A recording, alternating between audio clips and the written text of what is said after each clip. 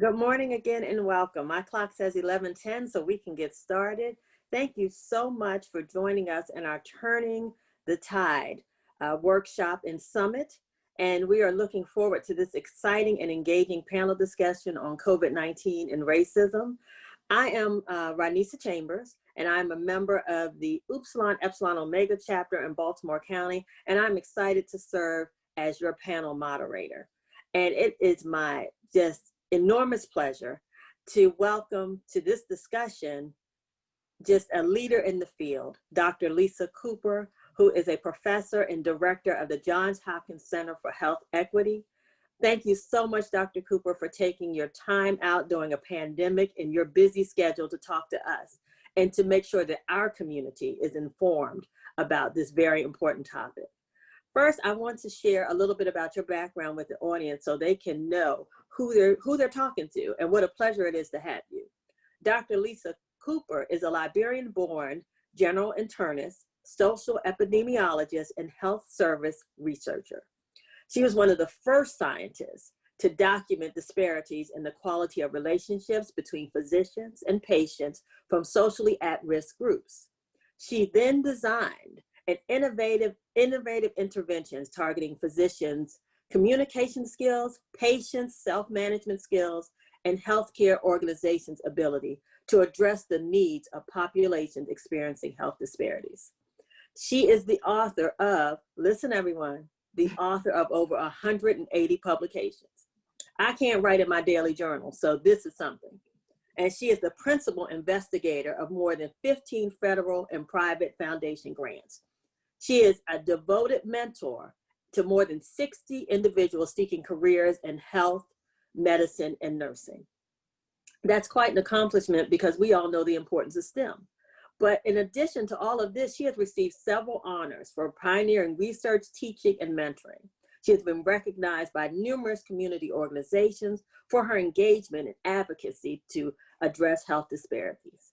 Currently, Dr. Cooper directs the Johns Hopkins Center for Health Equity, where she has transdisciplinary teamwork with stakeholders from healthcare and the community to implement rigorous clinical trials, identify interventions that alleviate racism and income disparity and other social determinants and health outcomes. The center also provides training to a new generation of health equity scholars and advocates for social change with policymakers. So let's all just tune in and welcome Dr. Lisa Cooper this morning. Welcome, Dr. Cooper. Thank you so much for that wonderful, warm welcome, sorors. And it's just a pleasure to be here with you this morning. Can you all hear me well? Yes, we can. Okay, Thank good. you. Good. And can I just say, Dr. Cooper, for all of our friends joining us, if you are not speaking, if you wouldn't mind going on mute, we would definitely appreciate it. We want to hear everything that Dr. Cooper has to share with us this morning. So thank you so much. And I'm going to go on mute myself. Sounds good. Well, I don't know about the rest of you, but I was really energized and excited by the two speakers earlier this morning, and they just got us off to a wonderful start. So I'm excited to continue the conversation with you all about racism and COVID, the two pandemics that we're really experiencing right now. And I initially was going to do something more formal, but since we have such a small group, I think we'll just have a conversation. I will start out with, making some points, and then hopefully we'll have a lot of time for back and forth conversation. So I wanted to talk to you all about, I will break this down into a few different pieces. First, just where are we with this COVID-19 pandemic? What are some of the potential solutions that scientists, health professionals, public health professionals are working on? And then what can we as members of our own communities and ourselves and our families do, as Dr. Branch talked about, and Mr. Hart, to protect ourselves and to make sure that we are, taking care of our health and our wealth during this time. So, first, you have heard probably over and over in the news about the terrible numbers, but just to let you all know where we stand now, we have about 33 million COVID-19 infections worldwide, and about just over 1 million deaths. And out of that 1 million deaths in the United States, we have over 200,000 of those deaths. So the United States makes up about 4% of the world's population, but we actually are experiencing 20% of the deaths worldwide. The other thing that we know is that, of course, everybody knows COVID-19 has impacted people of color at much higher rates than whites. And so, but what is the actual number? What are the numbers there? And so what we know is, in terms of death rates, is that the death rates for African Americans, Latinos, and American Indians and other, indigenous people in this country is about 3 times as high as the death rate for whites. And, there's been some reports that have been, written by public health professionals that really tell us, if you really want to understand how grim the numbers are, that if we had died at the same rate as whites, there would be 21,000 African Americans that would still be alive today. That there would be 11,000 Latinos that would still be alive today. And that there would be about 700 American Indians that would still be alive, and then a much smaller number of Pacific Islanders, 80, because they comprise a smaller percentage of the population. But so we are really being hit very hard. The other thing that this pandemic has sort of brought to light is things that many people didn't realize for a long time, is that for many centuries, African American communities have experienced excess deaths. So, there have been studies that looked at how much greater the death rate has been in African Americans for centuries. And one that was done just looking at the time period from 1900 to 1999 showed that there were about 7.7 million excess deaths in Black Americans during the 20th century. And the other shocking thing about it was that actually the excess deaths that were in the first decade of the 20th century, so like 1900 to 1910, that we experienced that same number of excess deaths in the last decade of the 20th century. So from 1990 to 1999. So, it's devastating that we are still experiencing the impact of racism. And we've been talking about this, that it is indeed due to structural racism that we have endured these excess deaths. And what does this mean to us as a community is that we experience what many of us know as community bereavement. Mm-hmm. It's like, what we know is that as an African American, that you are more likely to have experienced the death of an immediate family member, and or even as a child, so death of a parent, a sibling, or a spouse by the time you become an adult than anyone else in this country. So we have, in addition to the other stresses that we have due to finances and poverty and racism on an interpersonal level, we have this additional burden of community bereavement. So I know I'm starting out on a very grim note, mm-hmm. but it's just to really put in context what it is we're dealing with, and the fact that that we're not making this up, These are real people who we lose. These are families, these are our children, these are our parents, these are our spouses. So nobody's making this up. And we all know that from the media that we also have our friends and relatives die at the hands of police due to violence. And so this has been another epidemic that has come up about recently. And we know that what that does is there have been actually studies that looked at Black Americans who live in different states. And every time a person of color is killed by the police, and this is not even just anybody, but people who are unarmed, so really unprovoked, right. That every African American, on average, African Americans experience 4 extra mental health days per month. So poor mental health, where we just don't feel like getting out of bed, don't feel like doing the things we need to do. So we have a crisis, but there's light at the end of the tunnel. So Yeah. first of all, one of the lights at the end of the tunnel is this chapter, Upsilon, Epsilon, Omega, and the wonderful things that you are doing. And we have such an amazing strength in our communities. We have such a strong church as an institution. We have faith-based organizations. We have community organizations such as this one. We have other institutions, historically Black colleges and universities. We have strong leadership, and we are as resilient people. And this is why we are where we are today. So what are the things that we can do? So, just talking about for a minute, some of the work that we're doing at the Center for Health Equity. And I see one of my sorors and colleagues from the Center for Health Equity, Dr. Tangela Purnell, is actually also online. We do a lot of different things there.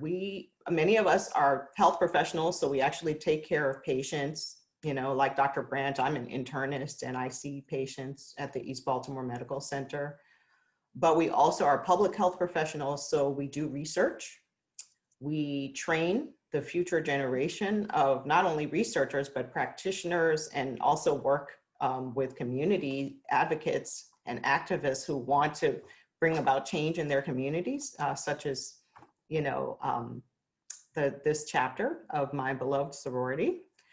So, we do all of those things.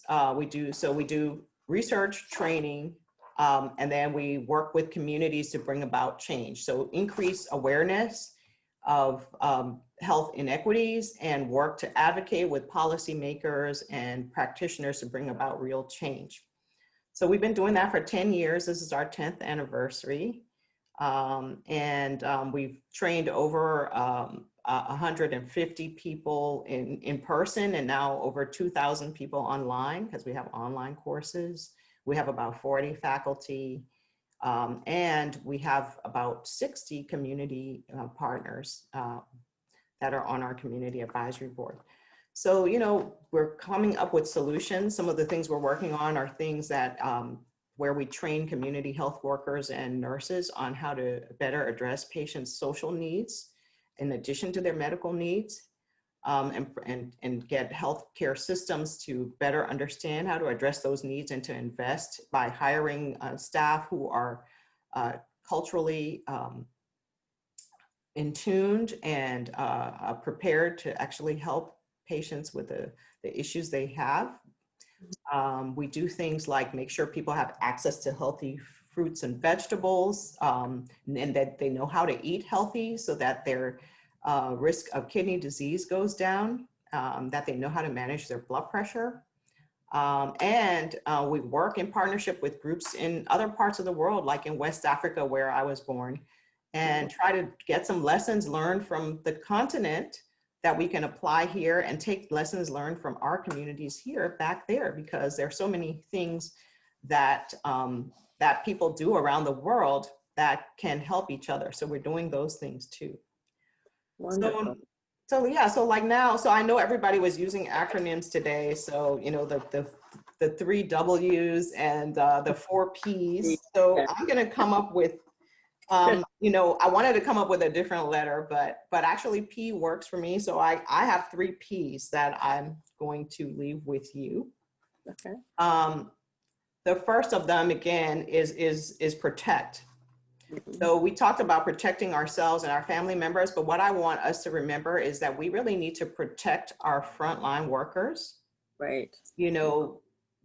We are overrepresented among frontline workers in communities of color. So, many of our people are nurses, aides, they are bus drivers, they are people who deliver supplies. They are people who work at grocery stores, ringing people up. We're overrepresented among frontline workers. So we really need to do whatever we can to protect those folks and to advocate with their employers to protect them, to make sure that they have the personal protective equipment they need, you know, that their working environments are safe and they're not exposed to the public. So making sure that there are signs up and that people have to wear masks in those Right. institutions. So whatever we can do to protect our frontline workers, you know, when we're along at the same time that we're like thinking about ourselves. So that's protect, provide. Mhm. So we need to think about our community members who are struggling with basic needs. You've heard that, you know, in our communities, we have higher needs for food at this time because of financial, you know, insecurity and because of so many people having lost their jobs or being laid off. So we really need to work with each other to make sure people have their basic needs met, that they have food, that they have basically a safe place to live. Dr. Branch talked about the hotels that are opened up for people who are homeless, working with our policymakers to make sure that people don't get evicted. So making sure they extend the moratorium on evictions and on utility shutoffs, especially as we go into the winter period. So these are things we need to think about in terms of protecting those. And then especially those, our relatives who are older and are in assisted living facilities or nursing homes, making sure that they are protected as well, you know, and that those facilities have the resources they need. And then when it comes to just us and ourselves, I like to say the third P, okay, so there's protect and provide, which some other folks already talked about, but I'm saying protect frontline workers, provide for our communities, and then do your part. So when I say do your part, I'm thinking about, you know, in terms of staying healthy.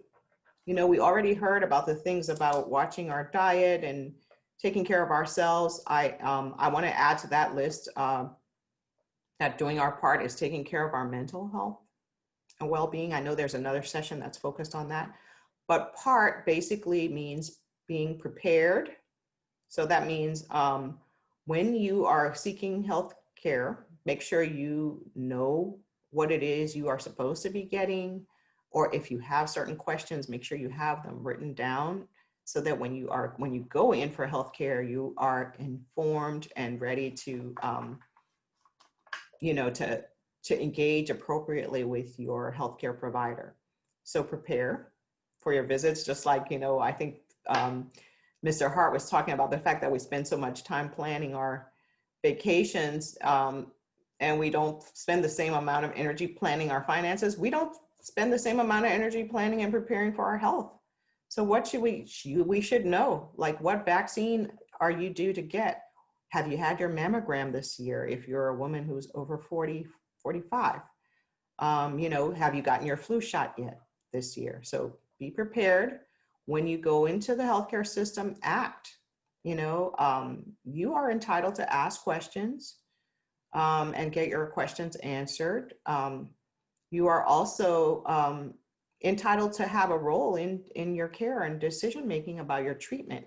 You can state your opinion, you know, and you can express your concerns. And you can also choose to go elsewhere if you feel that you're not being treated respectfully.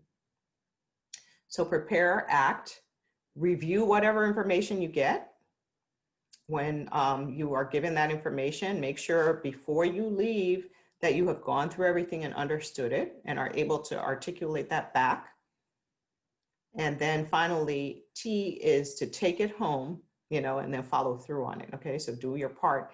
And this is the same thing you do for yourself, is to remember to advocate for your family members.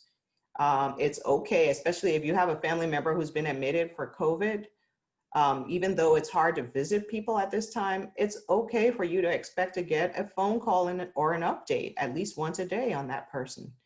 People should be answering and responding to your phone calls. They should be answering your questions. So remembering to advocate for yourself, you know, prepare, act, review, and take home. So I'm going to stop there because I think there's a lot of opportunity for us to have more conversations. I've talked about the fact that, you know, one of the things that's really going to help us is and really I think has come about during this time is our sense of connectedness. So many of us are able to connect with each other in ways that we haven't been able to do before. And then there are others who don't have the luxury of being able to connect in this way. So we need to remember them and try to reach out to them, whether it's just by traditional telephone call or even if you just go by and leave something at their door. Yes. So let's have a conversation about how, whatever questions you have or concerns that we can talk about. Absolutely. And what I will do is encourage folks to go ahead and type your questions into the chat. That's how we're going to receive your questions today. So go ahead and type your questions into the chat. And while they're doing that, Dr. Cooper, I just want to mention, I happened to see the article that you were featured in the Johns Hopkins Public Health Magazine, a fantastic article. And you talked specifically about something that I thought was interesting because, as you stated, we started on a little bit of a grim note, but you also mentioned that there's a little bit of hope in this situation. We can bring something positive out of this pandemic. Can you speak to that? Oh, for sure. Yeah. So like I said, what I have noticed is that a lot of people we can see the bad sides of people during a crisis, but we can also, this is when a lot of, people shine, is when people really realize how much we share, at this time.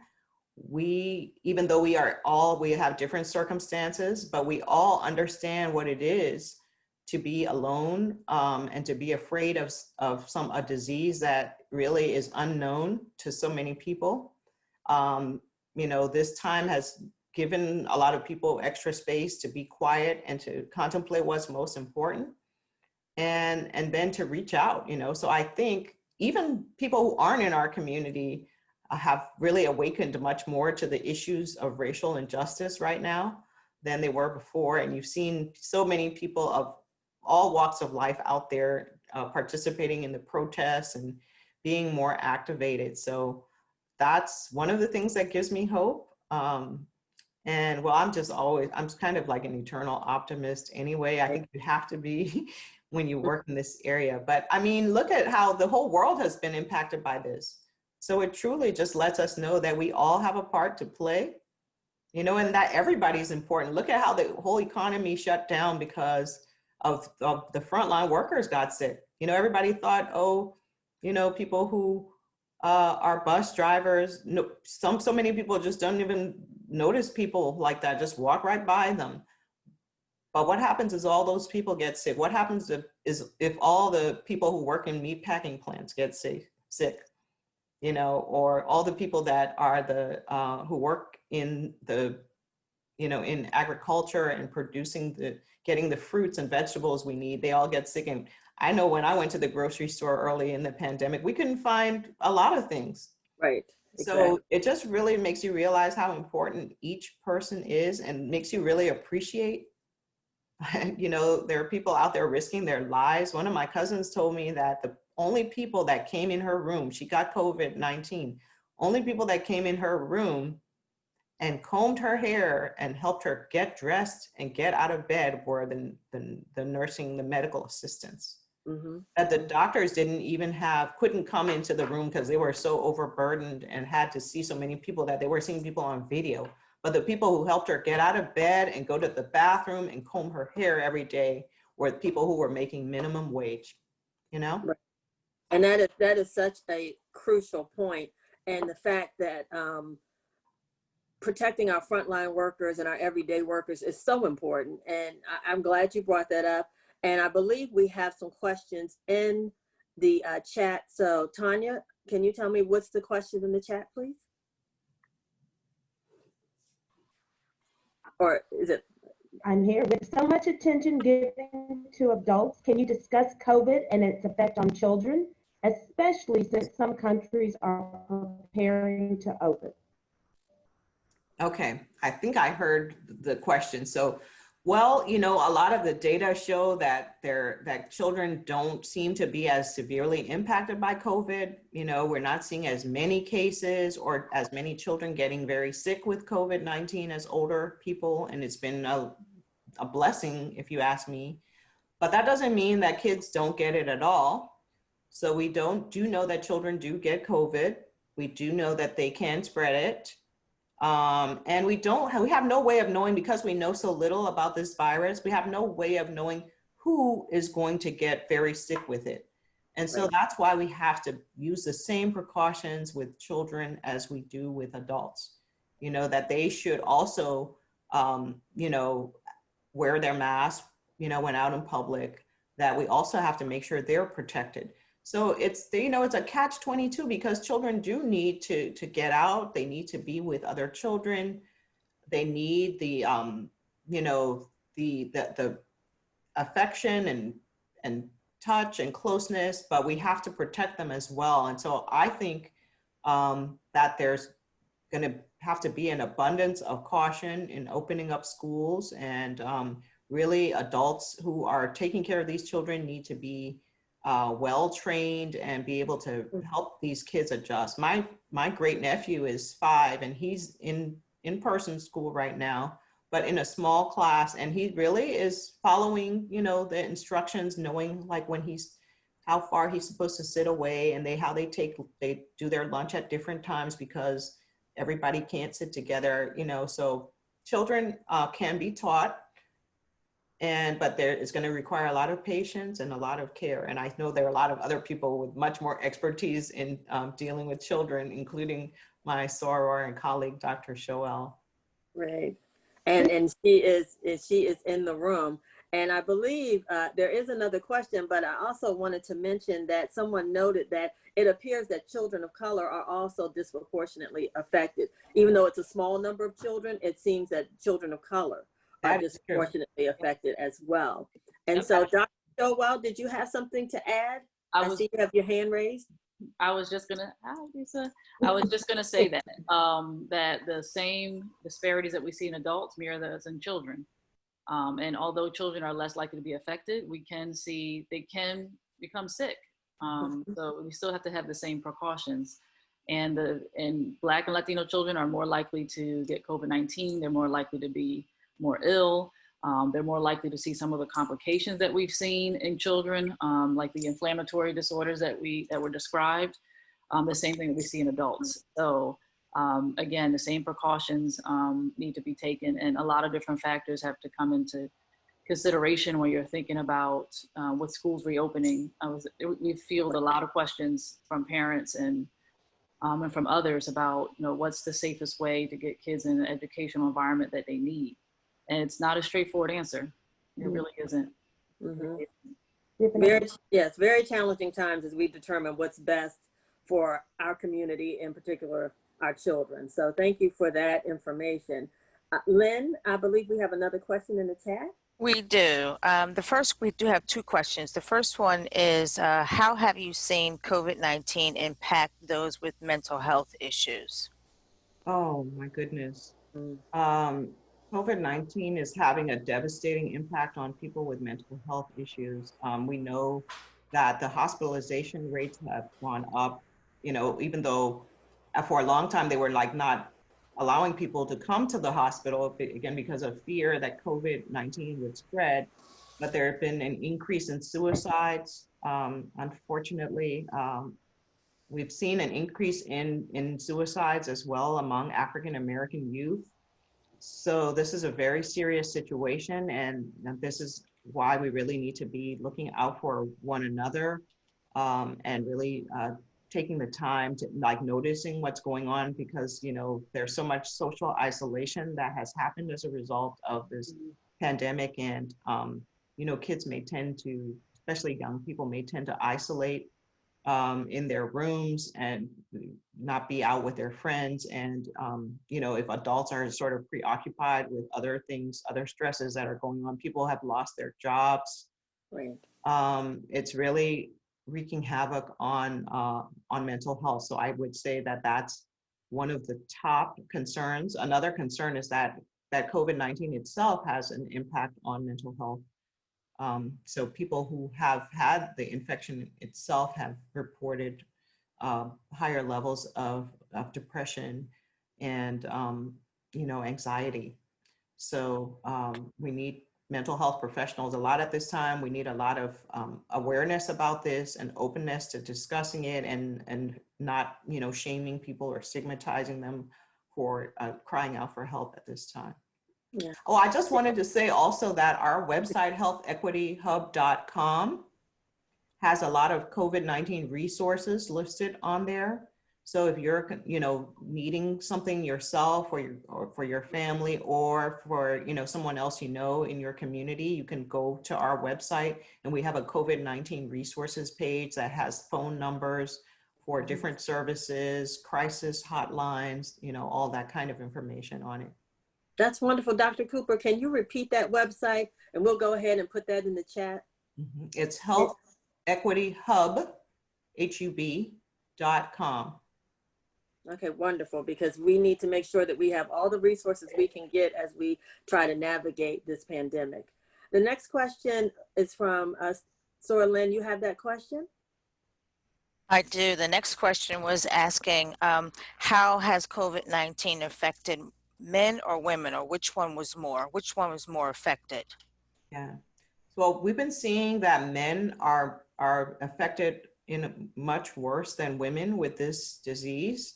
It's not 100% clear why, but that is what we've been seeing.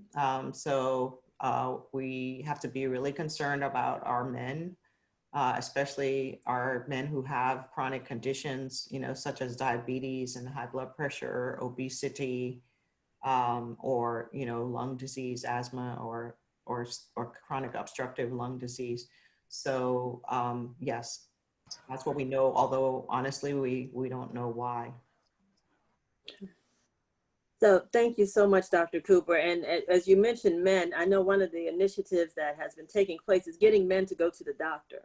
And a lot of times we believe that men just tend not to do the preventative care ahead of time. Now, obviously, I don't have your background, so I certainly won't say that's the reason why. But when I heard that, that was the first thing that popped into my head, that a lot of men, they wait to go to the doctor instead of doing the preventative care and finding out their health issues, in advance. So I'm sure that, we all have to continue, as you stated, during this pandemic, to do our part and to do more in managing our own health. And so I believe we have time for one more question. And Tanya has that question. Thank you. This is from a school leader in Baltimore City who's always supporting a push for healthy eating with my families. Where do we begin now in supporting health changes for communities with people of color when there aren't many healthy options for them in their neighborhoods? Okay. Yeah.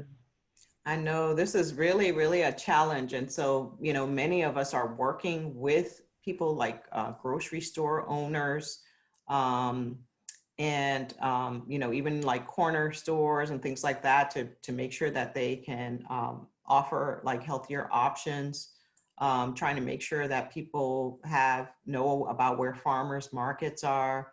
There are a lot of folks focusing on like urban farming and things like that. But even just teaching people how to read food labels and to know that when there's a lot of sodium content, like salt, that's not good for them. And, sort of the fact that,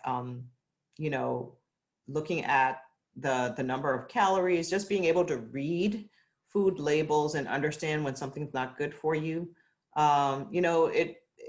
Again, these are long-term structural issues that it's going to be hard to overcome overnight.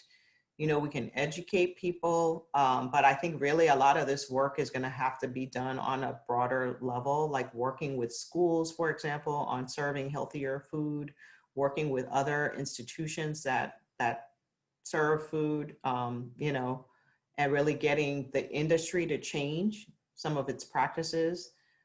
So, that's what I would say.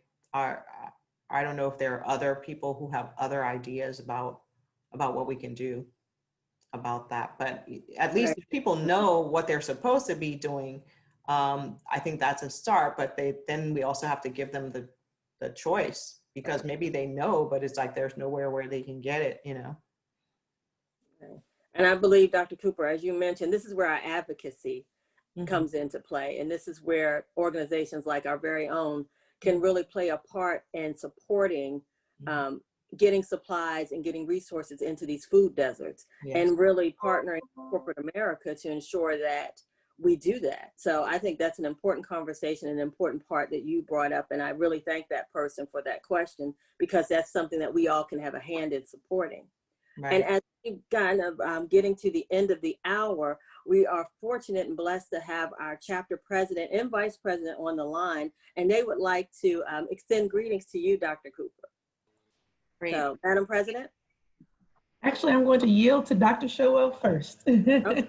Great, thank you. Thank you, everyone, and thank you. A huge thank you to Dr. Cooper for joining us this morning. I want to have she yielded to me for a reason, because I wanted to send a special thank you to Lisa, who is not only our sorority sister, but my mentor, my colleague and friend. And she's an incredibly busy person. And I just really appreciate her taking time out of this morning to come and share her thoughts with us. This is a very relevant, timely, and very important topic that we are going to continue to have dialogue about. We touched on it in the morning, and now to have a great breakout session specifically around this topic is very important. And thinking about family effects of COVID, and so I'm glad that came up, and thinking about the effects on men, women, children, and families. So thank you so much again. And on behalf of our chapter, we want to present to you our gift of appreciation. And I'm sorry we couldn't present to you in person, but you can see it kind of. It's beautiful. Thank you so much. On behalf of Upsilon Omega chapter, thank you so much for your time and investment in sharing your thoughts with us this morning. And we also have a gift of appreciation in the form of a certificate, if I can show it.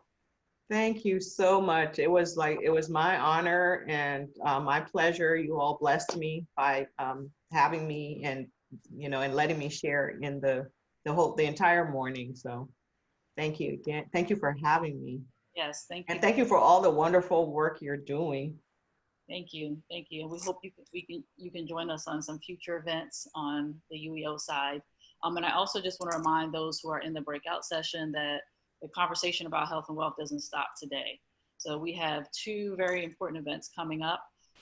We have in honor of breast cancer awareness, Alpha Kappa Alpha Breast Cancer Awareness Day on Monday. We're going to actually have Dr. Lisa Newman speaking with us at 7:30. The details are there. She is a surgical breast oncologist, and she's specifically going to talk about information around targeting for Black women and the impact of breast cancer for Black women, and what we can do to address the disparities that we see. So we'll be seeing her on Monday nights. I hope that you can share. You can join us for that. And then we are going to be sponsoring for the third year in a row our Financial Peace University, Dave Ramsey's Financial Peace University, which is a 9-week financial wellness course starting on October 8th. And I'm honored to say that thanks to one of our keynote panelists, we're going to be able to sponsor 3 families for free for this 9-week course. So more information is there in terms of the contact information. You can contact ueoprograms@gmail.com. And we're just very excited to be able to present this programming. So thank you again for this lovely, lovely discussion. Lisa, we really appreciate you being here with us today. Thank you. Thank you. Bye, everyone. Oh, Madam President, did you want us to close out? Yes. Thank you so much for being with us today, Dr. Cooper. You offered tremendous information that can benefit us all. And as we help to serve our communities, we will take all of this under advisement. Thank you for the Health Equity Hub information. For those who don't know, I'm the Maryland State Advisory Committee Chair for the U.S. Commission on Civil Rights, and we are looking at the health disparities that are prevalent in the, in our COVID pandemic. And so I will be reaching out to you, Dr. Cooper, on the chair side, because I know that you have a wealth of information that will help our research that we are doing also. So thank you for spending your Saturday morning with us, and we look forward to seeing you again soon. And thank you all for attending this breakout session. Yes. Thank you. Thank you. Okay, bye, everyone. Thank you, Madam President. Thank you, all of our guests. Yes, thank you, Ronicsa, for leading. Be And mindful thank of the you. survey. Yes, we do Yes. have a survey. So thank you so much, everyone, for joining us. This has been a fantastic discussion. And as Dr. Showell said, the discussion does not end here. And I just want to remind you, Dr. Cooper said, let's protect, let's provide, and let's do our part. And it starts today. So thank you so much, everyone, for a fantastic discussion. Stay safe and stay engaged. Thank you so much.